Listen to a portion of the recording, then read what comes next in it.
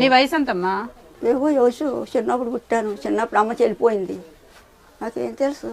నేను చిన్నప్పుడు చిన్నగానే పుట్టాను మమ్మ, కానీ ఏం తెలుసు మరి. ఒక అంచనాగా ఒక 60 70 చూడు నీకు తెలిసి ఇంకా చదువుకున్నదాన్ని, నాకేం తెలుసు.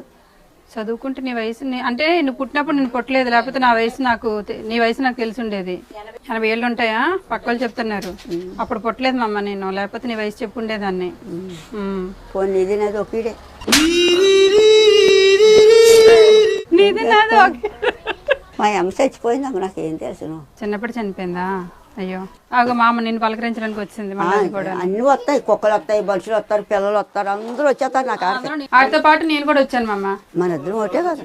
కరెక్టే కదమ్మా. మళ్ళీ మన ఒకటి అంటది, నీ వయసు నా వయసు ఒకటి అంటది. నా మీద నీకు చిన్న దోషం ఉంటుంది, నాకు పెద్ద దోషం వస్తుంది. పర్లేదు ఇలా కల్పిసావు కదా, కల్పించుకో.